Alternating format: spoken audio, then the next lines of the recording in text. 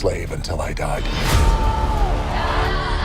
Then I was reborn a god. And my question, when you were reading that part, did you feel this Lara Croft Tomb Raider vibes in your character? Yes, I mean, I wasn't thinking about her specifically, but you know, Jama and I, the director, we definitely talked about her in a sense that, you know, she was kind of a mix between Lara Croft and Indiana Jones, and you know, eventually she kind of becomes the Black Adam Whisperer at some points. But some of the stuff that I had to do, yes, it definitely felt very Lara Croft. I like Indiana Jones a little bit more myself, but yes, I did think about that.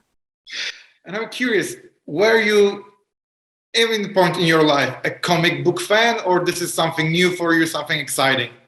This is very new to me. You know, it's like I was not a comic book fan growing up. I grew up in Texas, and I was kind of the only Persian in the entire state of Texas, is what it felt like.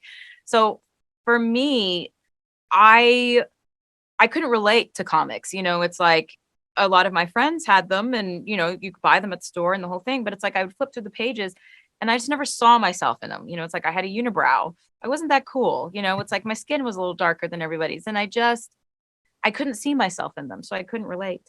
But instead I became a big fan of I Dream of Jeannie. She was from the Middle East. So I'm curious. So, what drove you to this franchise? To being in a big franchise of superheroes, or to work with Dwayne "The Rock" Johnson or Pierce Brosnan? What was it?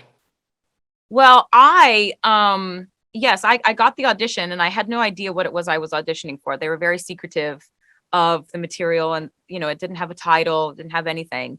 And so I wasn't aware of what I was auditioning for, but I really liked the material, and I liked the lines, and I liked the description of the character. So I wanted to give it a shot. And when I found out I got it, I was just really confused. I didn't understand what Black Adam was. I didn't realize, you know, when my manager said, "Oh, it's with Dwayne Johnson," I said, "Which Dwayne Johnson?"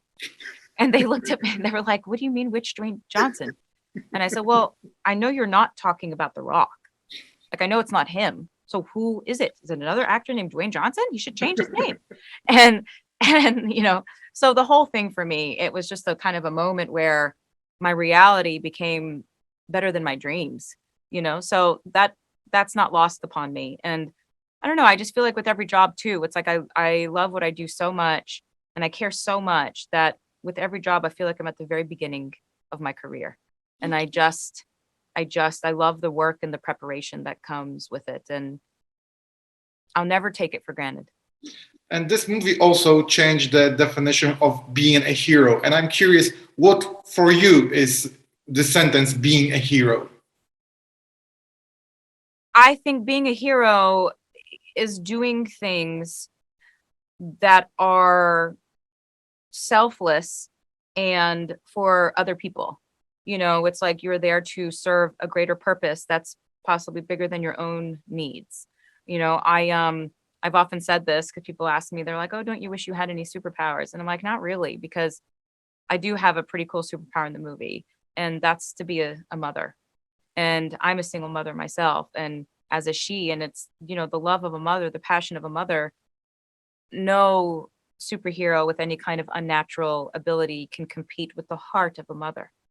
So I thought you will say that you're a handler of Dwayne "The Rock" Johnson, so the Black Adam, and that's your superpower. well, but yes, and then that itself, you know, as we know, is kind of a story point for Adriana, that she kind of becomes the Black Adam Whisperer. You know, she can talk to him and she can get him to understand things in a way that other people cannot.